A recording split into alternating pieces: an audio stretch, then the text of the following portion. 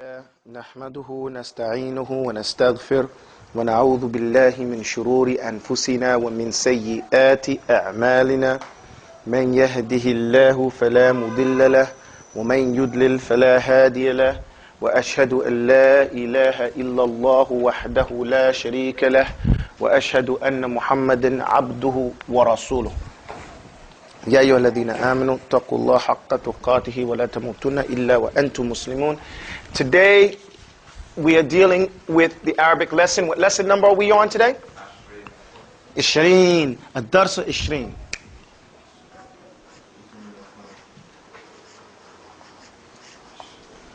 20. Okay.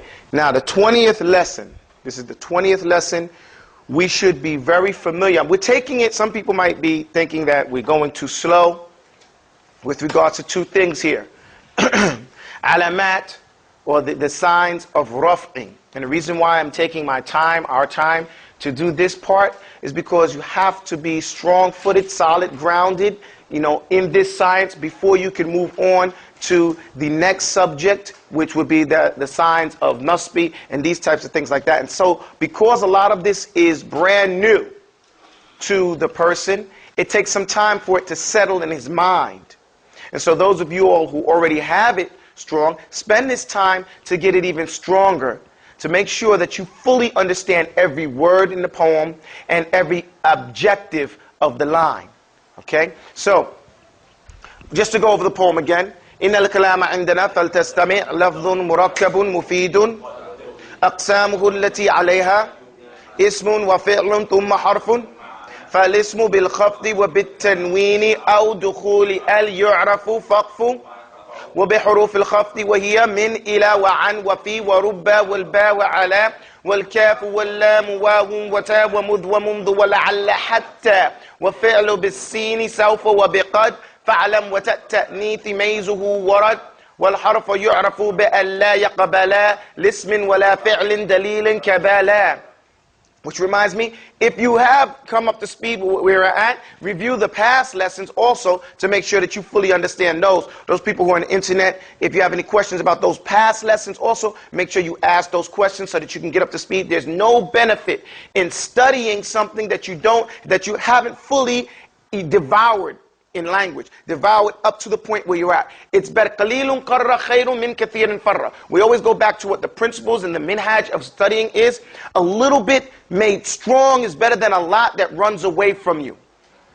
There's no honor in trying to study the 20th chapter if you still having a problem with the 3rd chapter. Go back and get it done. You'll be really good. You can teach up to the 3rd chapter. Okay? Okay, so the next chapter is Babul I'Rab. Al-I'Rabu تغيير أواخر الكلم تقديرا أو لفظا فذا الحد اغتنم وذلك التغيير للتراب أوامل تدخل في الإعراب أقسامه 4 تؤم رفع ونصب ثم خفض جزم فالأولان دون ريب وقع في الاسم وفعل المضارع معا والاسم قد خصص بالخفض كما قد خصص الاسم بجزم فعلما. Now we're in the chapter of Alamatu Raf'i, or Faslun Alamatu Raf'i. These are Alamat al-I'Rab wa Alamatu Raf'i. What we start with Raf'i is Dammun Wawun Alifun wa Nun Alamatu Raf'i biha takun. Okay, we have the word Diwan. Dammun Wawun Alifun wa Nun. The Dammun, the Wawun, the Alifun wa Nun Alamatu Raf'i biha takun. Farfa bi Dammin Mufrad al-Asma'i. We're just doing what we went over last. So you're going to make the Dhamma. The Dhamma is going to be with Mufrad al-Asma. These are the signs of Raf'i, right? Chief Raf'i, I said, right? Farfa bidammin, Mufrad al-Asma'i. The Ismun Mufrad, right? The singular supernoun, right? That's the one. Farfa bidammin, Mufrad al-Asma'i, kaja'a Zaydun. For example, the example we used was Zaydun. Zaydun. Sahibul Ala'i, that great companion, right? Then he said, what if you recite to me? Jam'u mukassira. So we have a jam'u taksir. Jam'u taksir. And what is jam'u taksir? The broken plural. And a broken plural, we defined it as anything whose the bina, the construction of the word is broken or changed in any way, right? So we use babun, abwabun, right? Babun, abwabun. Is this too small? Can you guys, is this too small? Okay, so you have babun, abwabun. This one is babun, and this one is abwabun. These is what we use dammun for. Dammun is the sign for raf'i in ismun mufrad and jam'u taksir, a broken plural and a singular word that doesn't point to two and doesn't point to three, right? A super noun. Go ahead, what's the next line? No ums. I can't understand you. وَمَا جُمِعَ مِن مُؤَنَّثٍ جُمِعَ مِن مُؤَنَّثٍ فَسَلِمَ. So we're talking about a jam'u, jam'u mu'annath, mu'annath, salim, salim. So this right here would be the jam'u mu'annath salim is the, let's break this down just because it has to be understood. In Arabic, the terms are not solid terms. The understanding of the terms. So you might see this written a few different ways. Understand the points here. The points are that it's plural, jam'u. Anything with jama'a, made up with the construction of jam'u, is majmu'aha, brought together, pluralized. Mu'annith, here untha, means feminine. And you know, mu in front of a word means what? One who carries the quality of the rest of the word. Hence Muslim, hence munafiq. Then we say salim. Salim is a term I want to talk about just for 1 second in regards to the concept of being sound. It's the same thing we find when we say a hadith is sahih. If we say a hadith is sahih, this literally means that it's healthy. Okay? When we say a word that is salim, this literally means it's at peace, it's safe. You know what I'm saying? This is what we're talking about here. But what this means, these two concepts in language, what they mean amongst the Arabs is that there are no problems with this hadith, right? No illah, no weaknesses to it, to make it da'if, right? We say now it's, when we have a problem with a hadith, we say it's da'if, it's weak. And then for a one that is not salim, then it has an illah. What it says is, it has something in, when it says illah here, that this illah is one of the huruf al-illah. Alif, waw, ya. You understand what we're talking about? Those are, so now, this is salim, jam'u mu'annath and salim. This is a word like, for example, muslima. Muslima. Everybody got that? Then the plural would be Muslim mat. So for purposes of understanding here, this sound word, it has no letters of weakness in it. What are the letters of weakness? Alif, waw, and ya. Everybody say awa. This is a word, awa. In Arabic, it means that they retreated. Okay? It's similar to the word awadha. Awadha. Everybody know this word, awadha? Yes, you do. What's the first thing you say before you start reciting Quran? You say a'udhu, right? So awadha is to seek refuge. Awa is similar to that, meaning they retreated back, they sought refuge in a particular place. Allah uses it in the Quran, says, إِذْ أَوَى الْفِتْيَةُ إِلَى الْكَهْفِ. إِذْ أَوَى. When they retreated back to the cave, when they sought the protection of the cave, the safety of the cave. You also have tu'wi. وَقَبِيلَتِهِ الَّتِي تُؤْوِيهِ.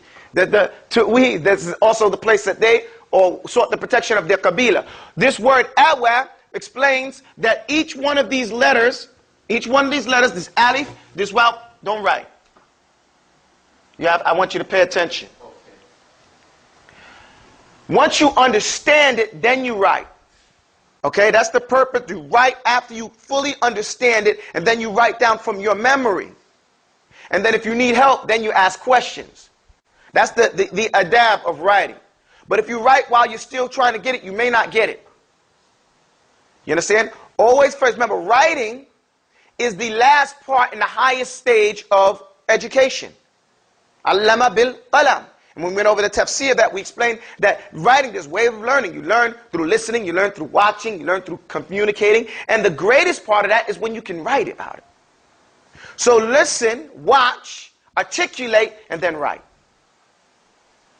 Does that make sense? There was, I think, Ibrahim al-Nakha'i, this famous sheikh. He was kind of shadid.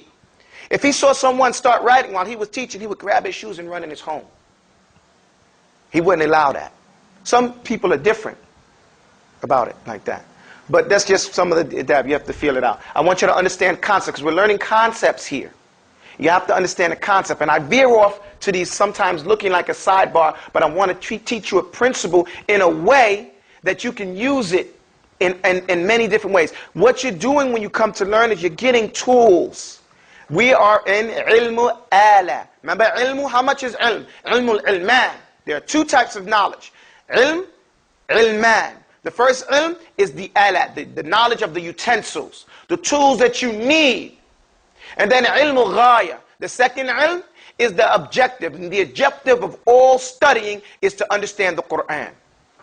Ma muradullahu ta'ala with the Quran. What did Allah intend with the words in the Quran?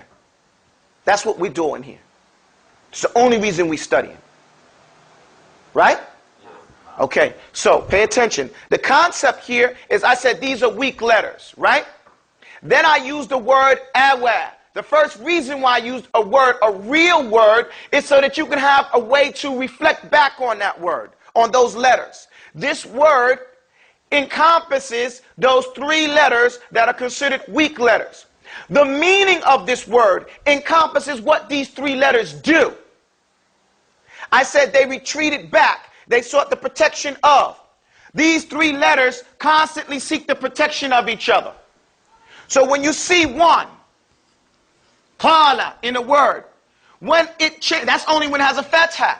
But if it comes with a kasra, it goes to qila. So the alif runs into the ya. And then if it is preceded with a dhamma, it goes to qul, yaqulu. You understand? So they go back into each other. Any word that has one of these letters in it can turn into one of the other ones. That's why awa is a good word to understand, because it encompasses what the three letters are, and the meaning of the word encompasses what they do with each other. Does that make sense? Now you look in the dictionary with this concept, you can test it. Because remember, there are three types of statements, right? What are the three types of statements? Logical, empirical, and legal. Legal statement is what Allah and His Messenger said. A logical statement is a statement the intellect cannot reject, right? And an empirical statement is a statement that you can challenge, that you can prove through science. Challenge this. Find any word in the Arabic language, and you will find that you can use these three letters in its place. Okay? That's the rule. Now, when a word doesn't have one of these three letters in its construction, and it's a feminine word, when you pluralize it, the way you pluralize it is with alif and ta at the end of the word. Is with what? Alif and ta at the end of the word. That's what you need to understand for this part. That a jam'u mu'annathi salim, a plural, a feminine word that's pluralized, that's a sound word, meaning it's free from awa, right? Then when you make it plural, you add alif and ta, mazidatani, add it at the end of that word. Does that make sense? Now let me, before you go to your question, let me explain something else. I said this is the word of example, right? Muslim, ma. Okay? And what is this now? What is this? I said muslimatun, right? But did I write a ta? Yes, I did. So now let's go back and understand what this is, because many people don't know what that is. Even though they call it a ta'u marbuta or ta'u marbuta, they don't know what that means. Look, the tas in the Arabic language are two. How many tas? Two tas. There is the ta maftuha and the ta marbuta. What does ma in front of a word mean? A place. Okay? Now, rabata means to tie something up. So this ta marbuta, this ta is a place over these two dots, over a ta maftuha that has been closed. It's been tied up. Do you understand that? And so this was maftuha. What does maftuha mean? Maftuha, meaning it is a place, right, that is a fatha, that is opened, right? So this ta, it's opened, and this ta is closed right here. That's why it's called ta marbuta. Now when it's not, when you stop on this ta, meaning you don't speak past this, the Arabs do not start a word on a sukoon. This is a principle now, and all this has to be taken into consideration when you're talking. You're learning how to articulate in another language. You need to understand the rules. Arabic never starts on a consonant. You understand that? Meaning a letter that doesn't have a vowel over it. It can never start, like when we have in English, we have this word bridge, okay? It starts with one consonant and then another consonant. There's no vowel to the third letter. The third, and anybody that doesn't know the vowels, notice A-E-I-O-U. A-E-I-O-U. Okay? Now, Arabic will never have this construction of two consonants. We call it iltiqa is-sakinain. You never have two sakin, two letters that don't have vowels on top of them next to each other unless you're using an alif wasli. Unless it's an alif, the letter alif that doesn't have anything on it, followed by a lam, followed by a mushadd, which is something else. I don't want to confuse anybody. But right now, know that there are no two letters going to be together with two sakins. So in Arabic, it would say barij. They wouldn't say bridge, they would say barij. And even when you hear some Arab speaking, when they're first learning English, they put a lot of A's and E's in front of letters. You say, oh, that's not pronounced barij, it's bridge. But he can't do that yet. Because in Arabic, they don't put two letters together, two consonants together, without having a vowel. So that's why when you see it in the Quran, the first word in the Quran, you don't see anything there, but everybody pronounces it iqra. Right? Everybody says iqra. But you don't see the kasra. But you don't say qra'a. You say iqra. That being the case, and the Arabs don't stop. That's the first thing. They don't start unless they start on utilizing a what? Vowel sound, right? Now, they don't end with a vowel sound. Okay? They don't end. You don't say Bismillahir Rahmanir Rahimi. You don't say that.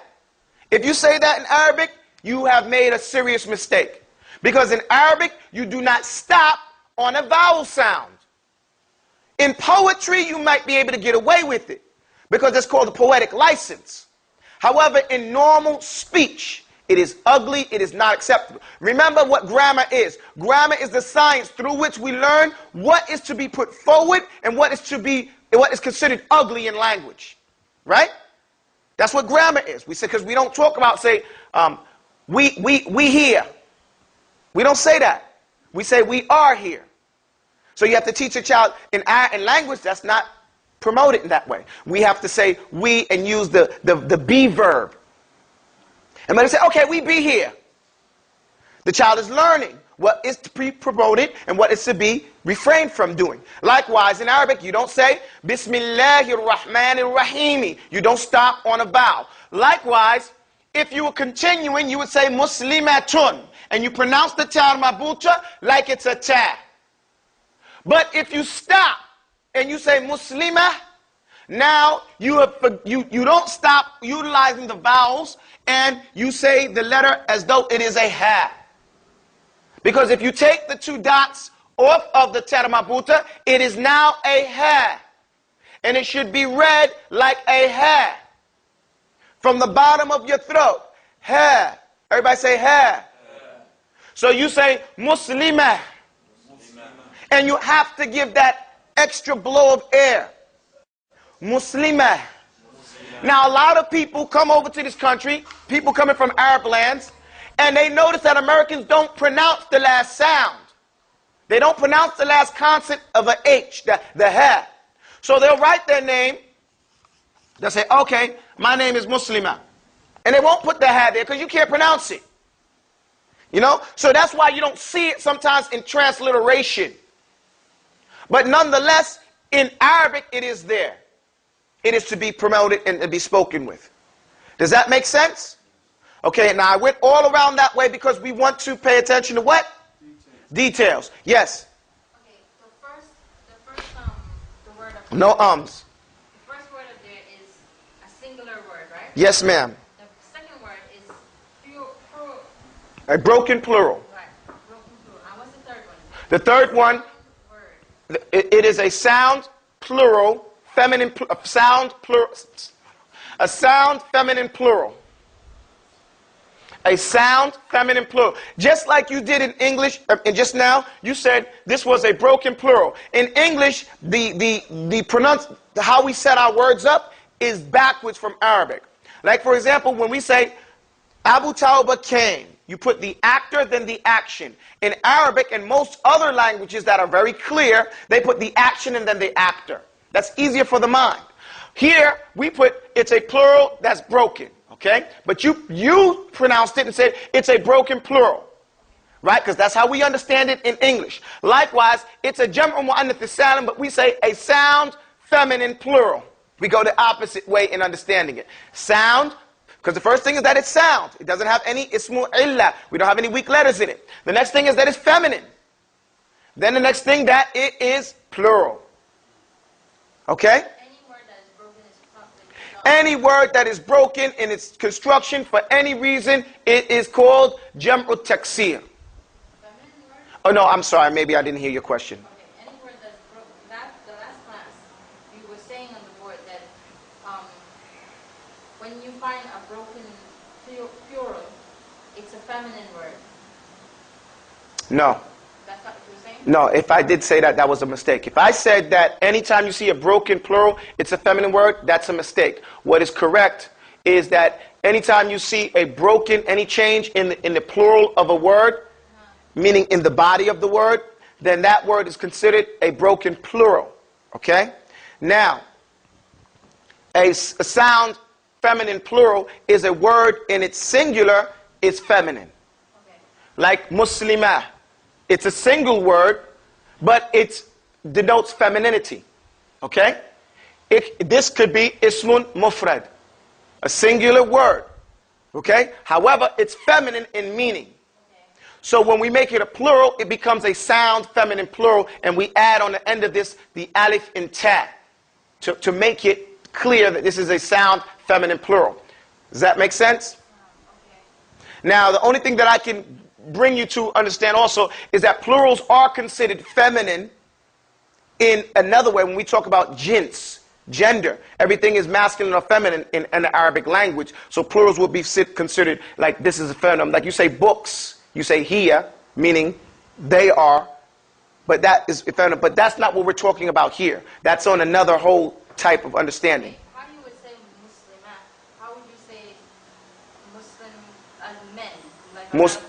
We'll deal with that later with the wow. But to answer your question, we would say, we would add the wow in noon. And so Muslimun would become Muslimun. Oh.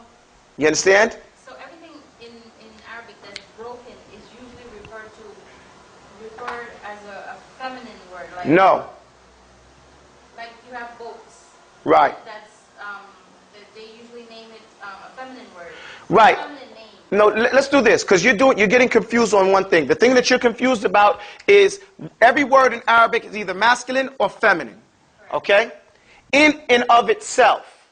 In and of itself. Then we have what that thing is. For example, Talha.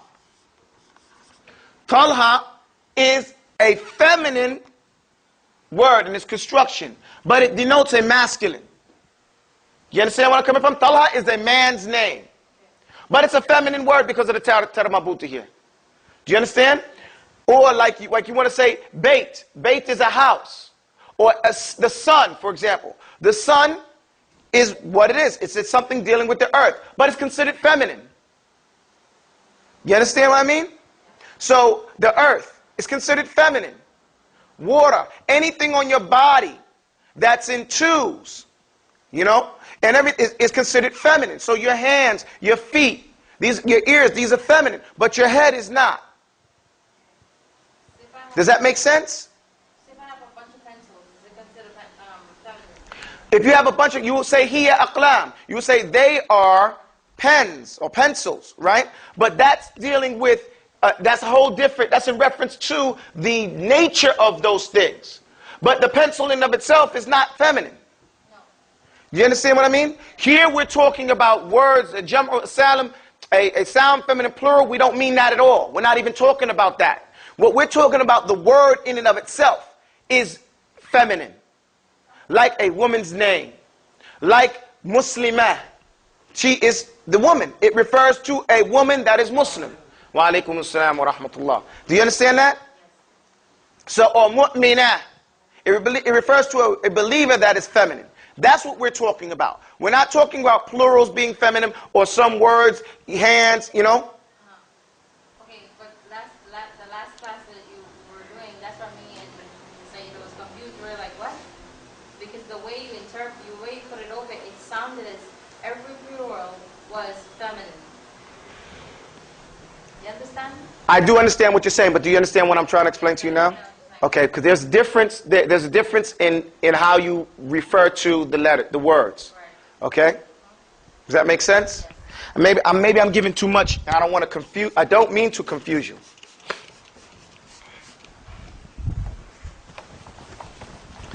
Because Arabic covers so many different there's so many different styles of looking at a word.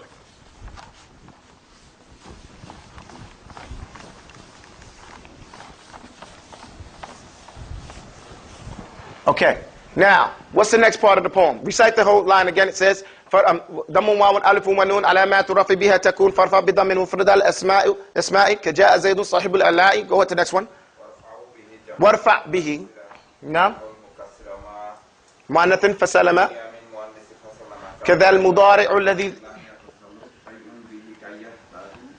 Okay, now I want to get past this one. This is كذا المضارع. Al-Mudari'. Okay, Al-Mudari'. The Mudari', we went over again before.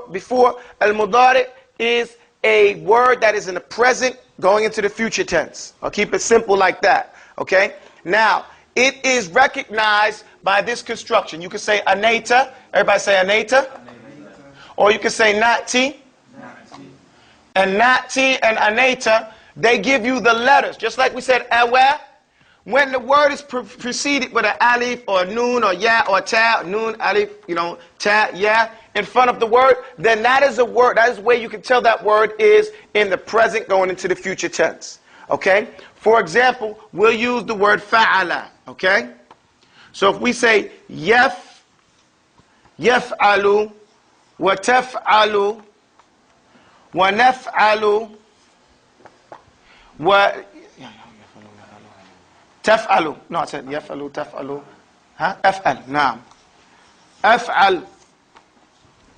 This is, you see the alif, the noon, the ta, and the ya in front of the word. These right here is what we're talking about. Okay? That's all in these words right here. So, that's what we're talking about when we mean a mudari'.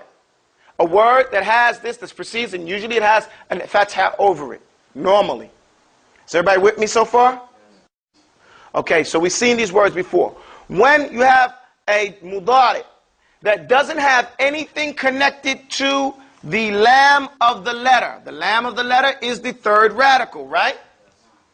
The third root. Then you end this word with dhamma. The sign for rafi is what? Dhamma.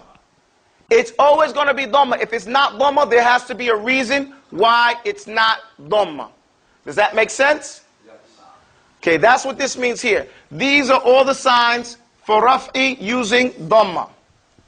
فارفع به كذا المضارع الذي لم يتصل شيء به كيهتدي وكيصل. Does that make sense? Now, let's go forward. What's the next line? Okay, it says, وَرْفَعْ بِوَاوٍ خَمْسَةٍ أَخُوكَ أَبُوكَ ذُو مَالٍ حَمُوكِ فُوكَ. Here we go on to the next part. We've been trying to get to this for 3 weeks. Okay? It says, وَرْفَعْ بِوَاوٍ. The second sign for raf'i is wow. What is it? Wow. The second sign is the letter wow. And it's only going to be in 5 words. Okay? 5 words. They are وَرْفَعْ بِوَاوٍ خَمْسَةٍ 5 words. أَخُوكَ أَبُوكَ ذُو مَالٍ حَمُوكِ فُوكَ.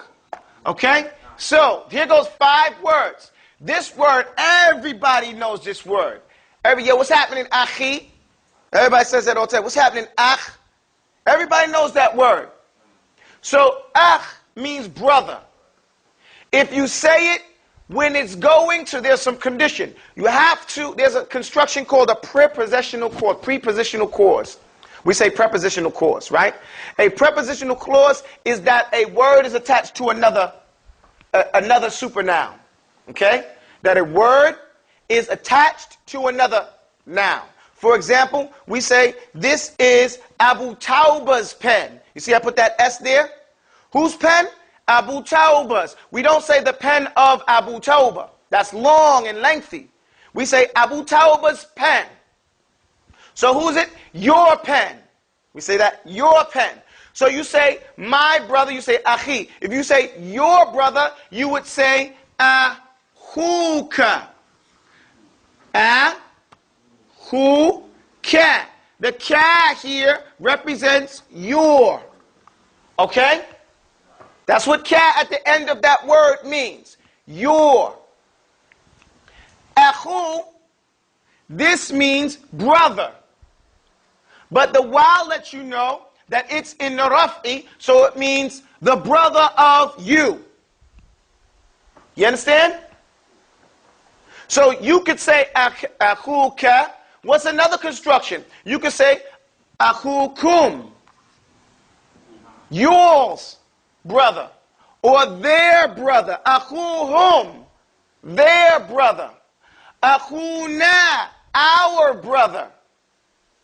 Do you understand? But it is a condition that this word be in the prepositional clause, meaning the brother of somebody. Does that make sense? When it's not in this, then it's not going to be raf'un with wawun.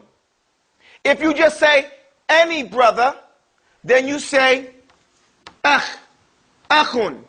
He's a brother. Akhun. He's a brother, and we use the dhamma again. Because now it's an ismun mufrad. It's just a regular ismun. But whenever it's attached in the prepositional clause, talking about the brother of somebody, then we put the wow and it's going to represent it. Does that make sense? If that's clear, then the same rule applies when we use ab. Because now we're going to do the same thing with the ab. Ab is father, right? Ab is father. Abun, a father.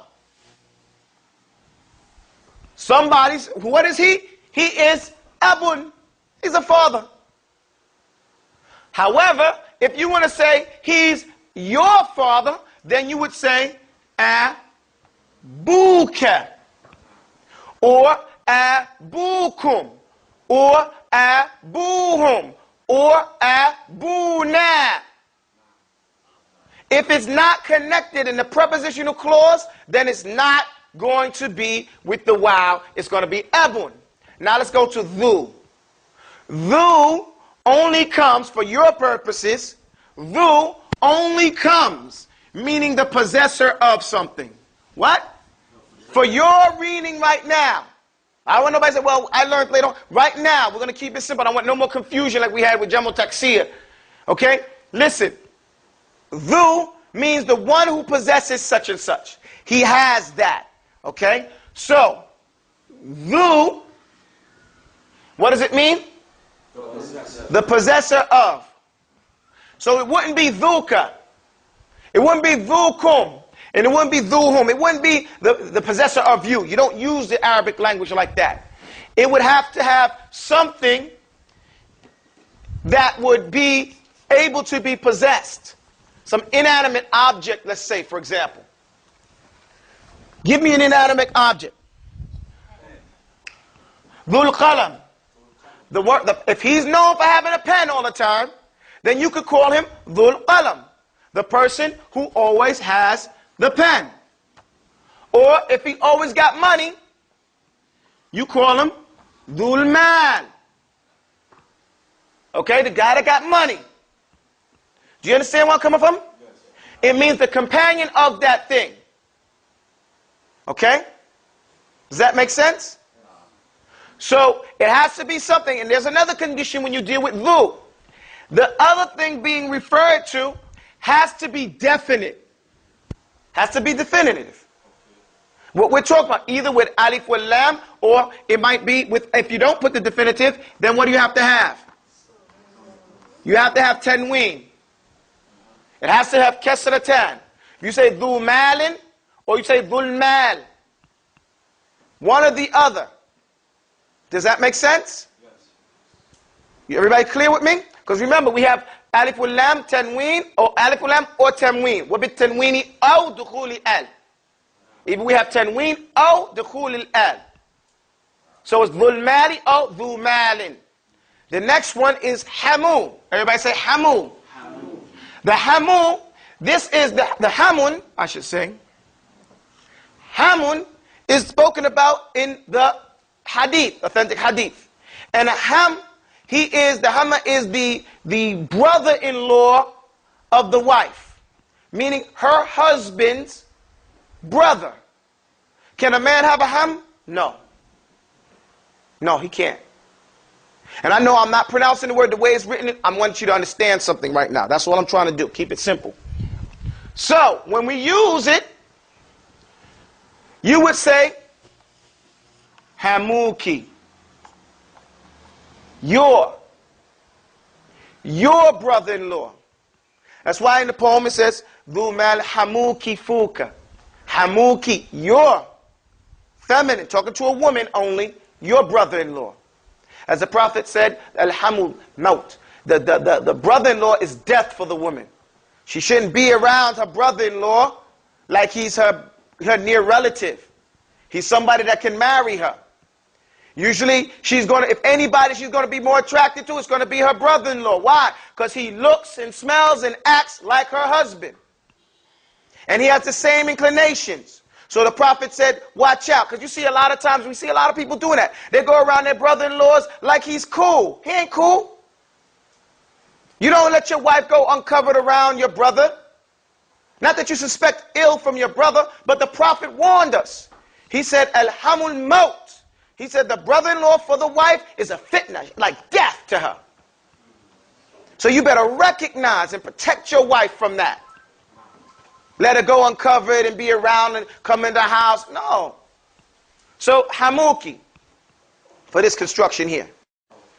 And fu, the last one is fu. Everybody say fu. Fu. Now, the word is actually fem. Everybody say fem. Fem. Now, the fem is your mouth.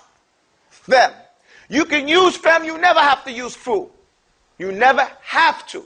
You can say femuka, or femuhu, or femuhum, or femuha, or femuna. You can say that.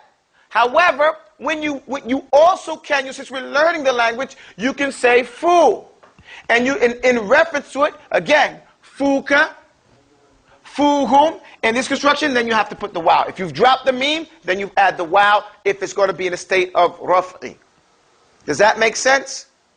And so what he says in this poem, what if I bid wawin khamsatan? There are 5 words, and only 5 words. Some people may go and say something else, but there are 5 words. When you get to alafiyya, then you learn what some of the ikhtilaf is. These 5 words, there's no problem with them. There's no ikhtilaf about them. Khamsatan akhuka. Abuka du malin hamuki fuka. Those 5 words are the words that you make raf'i with wow. But then I told you that when you say Muslim, right, Muslimun, right? But when you make it plural, you say Muslimun. What about this wow? You put a wow there. I thought you said wow was raf'un, and then you said that this is raf'un for Muslimun, for the plural. I did. But this is it. This is the construction, as Ibn Uthaymin and different people, they say, you could say wow and noon, but in actuality, they're being generous. They want it to make it simple. I want to break it down to the very last compound. The wow here is to pluralize. The wow is fa'il, is the actor here. Wow represents plurality. And the noon, it represents the raf'i case. Does that make sense? So we know every word, letter is here for a reason. Does that make sense, everybody? And I'm jumping ahead because I didn't do alif. The alif is real simple. It's called aliful ithnain. The name says it all. What is it called? The alif that means two. That's what it means. Alif that points to two. Whenever you see this alif in this construction, what do we say? Tabet. What's the next word? Yada. It means the 2 hands. Okay? It's actually yadani.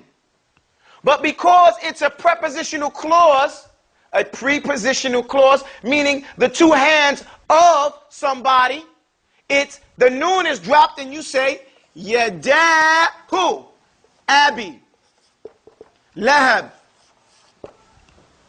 So it's the 2 hands of Abi Lahab. That's what that is right there. So this is what we have to start to understand. So whenever you have that alif right there, that alif represents ithnan. That alif represents what? Ithnan. And actually you can say that alif and noon represents the raf'i case, the raf'i case of ithnan. Because when the noon is gone, it's no longer in the raf'i. It's no longer in the raf'i now. There's something happening. Okay? أقول قولي هذا وأستغفر الله لي ولكم. السلام عليكم ورحمة الله.